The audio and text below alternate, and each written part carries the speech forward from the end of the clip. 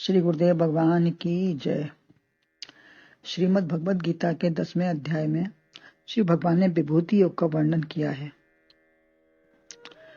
7वें, 8वें और 9वें अध्याय में भी विभूति योग का वर्णन सूक्ष्म रूप से किया है। जैसे 7वें में कहा है, रजो मप्सु कौन्ते प्रभास्मि स सूर्यो, पुण्योगंध्या से लेकर 17 विभूतियों का वर्णन किया गया है। और 9वें अध्याय में अहम कृतु अहम यज्ञ सुधाम मौस्तम से लेकर पाप में हम वर्षम निग्रहम सरामिचे, यहाँ तक 37 विभूतियों का वर्णन किया गया। यहाँ विभूति योग नाम ही दिया है, इस अध्याय का नाम ही विभूति योग है। विभूति उनका ऐश्वर्य है और योग भगवान का स्वरूप है, अतः दोनों की आवश्यकता है। विभूति व्यवहार में होती है और योग समाधि काल में स्वरूप का चिंतन, भगवान का चिंतन करना योग है। दोनों को प्राप्त करने वाले का अविक्रय अविकंप योग हो जाता है। चांचलता समाप्त होकर दृढ़ता आ जाती है। जैसे परमात्मा ध्यान, दर्शन या सत्संग में तो हमने प्राप्त किया, हमने उनको जाना, विचार किया, चिंतन किया, अच्छा लगा हमको, और व्यवहार में तू तेरा मैं मेरा करके परमात्मा का चिंतन, ध्यान, व्यवहार ही भूल ही गए हमने क्या सुना था, क्या देखा था, क्या करना है हमको, तो ये सब भूल गए। केवल वहीं तक जाना या पाना या मानना, इससे हमको क्या मिलेगा? कुछ नहीं मिलेगा। राग, द्वेष, चिंता, संसारी बातें होने से वह विचार स्थायी नहीं होगा। संसार में आ गए तो संसार के बन गए, तो इससे हमारा वो विचार स्थायी नहीं हुआ और हम संसारी बनके अपने राग द्वेष में फंसे रहेंगे। संसार का चिंतन यदि अधिक समय अभ्यास हुआ तो रोग, शोक, मोह, देह, धन, परिवार का होगा, तो हम उसी में रम जाएंगे और वही बन जाएंगे, उसी भाव में रहेंगे। परमात्मा का अभ्यास यदि क्षणिक है, आधा या 1 घंटा बैठे तो कितनी देर हमारा ध्यान समाधि लगी। ये विचार करें कि हम आधा 1 घंटा बैठे भी हैं परमात्मा के ध्यान में, तो हमारी कितनी देर उसमें हमने समाधि या भगवान का विचार किया। आधी घड़ी ही मुश्किल से निकलेगी, अर्थात बाकी समय तो संसार में ही चला गया। बैठे भी तब भी हमारा संसार का ही चिंतन चलता रहा। यदि अधिक समय ध्यान समाधि योगाभ्यास चाहें करना तो हो नहीं सकता। इससे ज्यादा समय बैठना चाहे तो वो होगा नहीं, बैठ नहीं पाएंगे, समय नहीं मिलता है। तो काम के समय तो छुट्टी नहीं, और वृद्धावस्था में छुट्टी है तो काम के बिना मन नहीं लगता। यदि अभ्यास शुरू से डाल लिया जाए तो मन जम जाएगा। इसका अभ्यास अगर शुरू से हमारा पड़ा रहेगा तो हमारा मन धीरे धीरे जम जाएगा, उसको हमको वही अच्छा लगेगा। अतः व्यवहार दशा में ही मन, इंद्रिय, बुद्धि, समग्र शरीर इतना सद जाए कि मन संसार की आसक्ति में न जाने पाए। व्यवहार दशा में भी हमारा मन इतना सधा रहे कि हमें भगवान की तरफ ध्यान बार बार जाता रहे कि हमें हमारा वो काम छूट रहा है, हमें पहले वो करना है। तो इससे संसार की आसक्ति कम होगी। यदि संसार की बात प्रिय लगती है तो निरीक्षण करो स्वयं का। यदि संसार की बात बार बार अच्छी लगती है कि वो नहीं हुआ, ये नहीं हुआ, ये करना है, तो हमें अपने को निरीक्षण करना है कि हम क्या कर रहे हैं। मन क्या विचार करता है, जगत की नश्वरता, गीता के ऊपर या मानस के ऊपर, या गुरु जी की बात, या सत्संग की बात, प्रवचन, या जगत की बातें, या और वाणी भी हमारा वैसा ही करती है कि नहीं, वाणी हमारा क्या किस भाव में है, वो निकलती है तो ठीक, अन्यथा अगर इस भाव में निकल रही, भगवान के भाव में निकलती है तो ठीक है, अन्यथा ये ठीक नहीं है। संसार की बातों का करना ठीक नहीं है, व्यर्थ जीवन जो जा रहा है। यदि आत्मचिंतन नहीं भी होता है तो उनकी ऐश्वर्य विभूति को देखो। यदि हम चाहते हैं इधर लगना, तो हम अगर आत्मचिंतन नहीं कर पा रहे हैं, नहीं इसको योग समाधि हमारी बन पा रही है, तो भगवान की संसार में जो भी दिख रहा है वो भगवान की विभूति को देखो, उसको समझो कि इस भगवान का ही है। कितना कितना सुंदर, कहाँ कहाँ क्या क्या तू नहीं बनाया है, वो सब में बैठा है। निर्लिप्त होकर कमल की तरह सब में बैठा है, बिना उसके तो कुछ भी नहीं है संसार में। पृथ्वी में क्षमा की तरह है, प्राण वायु में प्राण है, जीवन आत्म रूप से जीवन है। सुंदरता फूल में है, कहीं बबूल में कांटा है। जैसे कहीं कटीला है, कहीं आकाश जैसे महान व चींटी जैसे छोटे हैं। कहीं मधुर गायन तो कहीं कर्कश वाणी भी बोल देते हैं। तब उसमें भी भगवान के दर्शन होंगे, राग द्वेष समाप्त हो जाएगा। जब हमें चारों तरफ परमात्मा विभूति उसकी दिखेगी तो हर चीज में वही है। भगवान ने कहा है ना, काल भी मैं ही हूँ, तो सब कुछ मैं ही हूँ। राम रावण सब उसी का रूप है। ऐसे दर्शन से भगवान से कोई लड़ता नहीं है, अपने से ही लड़ते हैं। बाहर वाले से कोई नहीं लड़ता। या ना समझ हैं, जो लड़ते हैं वो ना समझ हैं, अनजान हैं, या हमसे कोई लेन देन ही नहीं है, ऐसा सोच लो। ये जो ऐसा कर रहे हैं वो हमसे कोई मतलब नहीं है, वो करने दो उनको। अपना उनका भाव है, अपना व्यवहार है। उसकी बातचीत, कर्कशता या मधुरता का कोई प्रभाव ही नहीं है हम पर। उसका जैसा भाव है उसका ऊपर कोई प्रभाव नहीं है। वो अपने भाव में है, हम अपने भाव में। इससे हमें क्या मतलब है? जहां अपना लगा लिया वहीं राग व द्वेष होता है। यह न होने पाए। उन सब अपनों में मैं बैठा हूँ। उनको यदि अपना भी मानते हो तो उन सब में भी मैं बैठा हूँ, वही सब करा रहा है। खराब व्यवहार भगवान की ताड़ना है। वह सचेत कर रहे हैं, इस व्यवहार के द्वारा वो हमें सचेत कर रहे हैं कि तुमने अपनी गलती देखो।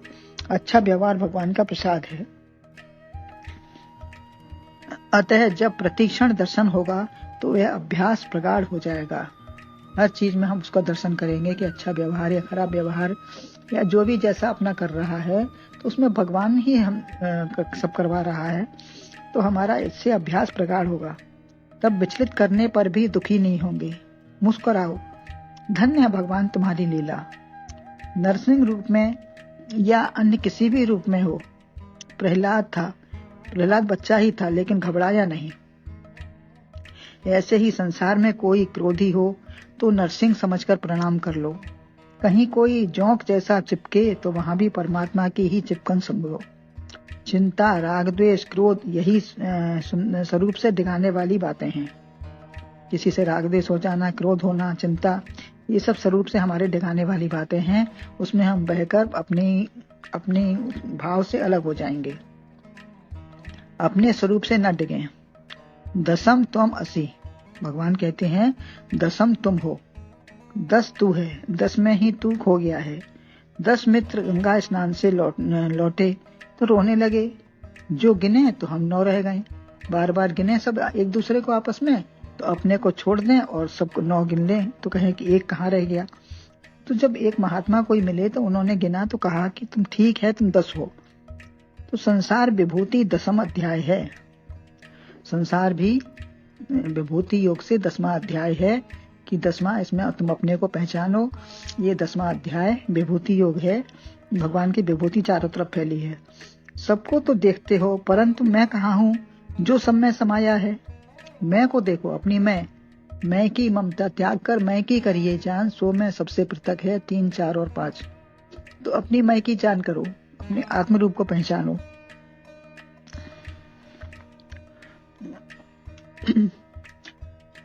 इस मेरे शरीर के सहित परमात्मा जो भी संसार दिख रहा है, इसमें यदि अपने को ही भूल जाते हो तो सबको तो देखते हो परंतु मैं कहाँ हूँ जो सब में समाया है। धन, पुत्र, परिवार, नाते, रिश्ते ही दिखते हैं। व्यवहार विभूति में योग है, योग ही है। व्यवहार में या विभूति में समझो तो ये योग ही है। इसमें ये भी योग हो सकता है। दर्शन करते करते एक हो जाएं, तब समाधि में व व्यवहार में दोनों में योग है। चाहे समाधि के द्वारा उससे मिलो योग हो या विभूति के द्वारा देखो कि सब विभूति भगवान की ही है। दर्शन करते करते एक हो जाए तब समाधि, दोनों में योग है। हम कुछ बोलें या नहीं पर भगवान तो बोल ही रहे हैं ना। उनकी वाणी मुखरित सदैव हो रही है। पाराशर मुनि ने भगवान के 6 ऐश्वर्य बताए हैं। भगवान के 6 ऐश्वर्य हैं। ऐश्वर्य जो भगवान हैं, श्री, ज्ञान, वैराग्य, यश, बल और शोभा। शोभा माने विभूति। ये 8-9 अध्याय में बल व शक्ति का परिचय दे दिया। 8वें और 9वें अध्याय में उनकी बल और शक्ति का परिचय दिया है। तो यहाँ श्री वैभव की बात बताते हैं। 10वें अध्याय में उनका वैभव बता रहे हैं। ऐसी पूर्णता वाला ही भगवान है, परमात्मा है। सर्वशक्तिमान ही बोल सकता है। जो सर्वशक्तिमान है वही बोल सकता है, हर एक के बोलने की सामर्थ्य नहीं होती। अंतर की आवाज तो हो सकती है, परंतु जो हमें ज्ञान सिखा रहा है ऐसा परमात्मा उवाच, जो हमें ज्ञान दे रहा है। अंतर की आवाज सबको होती है, लेकिन जो हमें परमात्मा ज्ञान दे रहा है ऐसे परमात्मा ने हमको इसमें उवाच, परमात्मा ने ही अपना बोलना यहाँ शुरू किया है 10वें अध्याय के प्रथम श्लोक में। भगवान की पुनः श्रेष्ठ उपदेश प्रदान करने की प्रतिज्ञा एवं इसे सुनने के लिए अर्जुन से अनुरोध करते हैं। भगवान प्रथम श्लोक में अनुरोध करते हैं। भगवान ने कहा है, भूय एव महाबाहो शृणु मे परमं वचः यत्ते हम प्रियमाणाय बक्ष्यामि हित कामया। अर्थात मेरे परम सुन महाबाहो वचन, अब और भी तू प्रिय मुझे तुझसे कहूंगा बात हित की मैं सभी। इसका अन्वय है, महाबाहो भूयः एव मे परमं वचः शृणु यत् अहम ते प्रियमाणाय हित काम्यया बक्ष्यामि। यहाँ भगवान ने अर्जुन को महाबाहो संबोधन दिया है।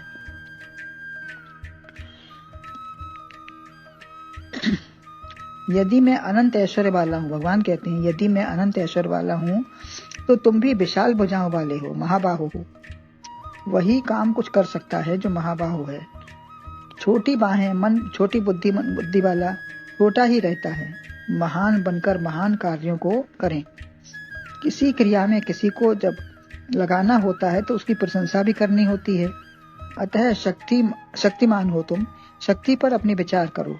तुम्हारी क्या शक्ति है, तुम अपना विचार करो। भूय माने पुनः कहता हूँ, जो अभी तक वर्णन किया है। जब कोई प्रेम से पिए तो पिलाने वाले को भी रस आता है। जब कोई प्रेम से कोई चीज लेता है, ग्रहण करता है, तो उसको देने वाले को भी रस आता है।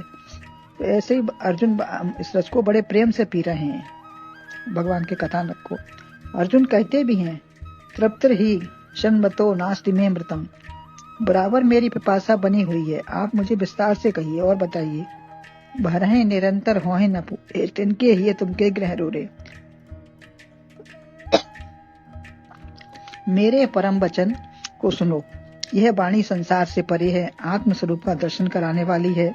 शृणु, सावधान होकर सुनो।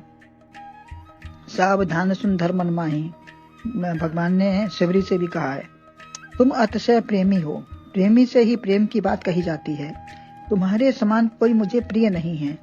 ज्ञानम तेहम सविज्ञानम, मैं तुम्हारे प्रति समग्रता से वर्णन, ज्ञान विज्ञान का वर्णन सहित 3, 7, 9, 18, 11 सब अध्यायों में बार बार कहा है कि मैं तुम्हारे प्रति अच्छे से वर्णन करूंगा। मैं कहता हूं, तुम सुनो। अतः भगवान को अर्जुन और उन्हें वह अतिशय प्रिय हैं। एक दूसरे को आपस में दोनों बहुत प्रिय हैं। अर्जुन को भगवान और भगवान को अर्जुन, दोनों एक दूसरे के बिना नहीं हैं, अस्तित्व ही नहीं है। हित कामया, हित की कामना से, यद्यपि निष्कामी बनने को कहते हैं। हित की कामना से कहते हैं तो कामना कर रहे हैं, तो ये कामना, ये हित की कामना है, पर दूसरे के हित की कामना ये कामना नहीं है, ये निष्कामी ही है। यहाँ विरोध भी नहीं है कामना का। तो अपने लिए कामना बेकार है और दूसरे की मंगल कामना स्वार्थ त्याग से ही होती है। जब अपना स्वार्थ त्याग करेंगे तभी हम दूसरे की मंगल कामना कर सकते हैं। तो यहाँ विरोध नहीं है कामना का। शुभ कामना तभी होती है जब हृदय पवित्र होता है, जो दूसरे का सबका हित चाहता है। सर्वभूत हिते रता ते प्राप्नुवन्ति मामेव, सबकर हित जय विद होई। तो गंगा के समान सबका हित चाहने वाला ही सबका हितैषी होता है। तो ऐसे सबके हितैषी भगवान के लिए कौन पराया है, कौन दूसरा है, सब अपने हैं, उनके अपने हैं। सब मम प्रिय सब मम उपजाए। तो फिर अर्जुन तो विशेष उनका है। तो भगवान कहते हैं कि मैं तुम्हारे हित के लिए सब कहूंगा, आप ध्यान पूर्वक सुनिए। बोलो गुरुदेव भगवान की जय।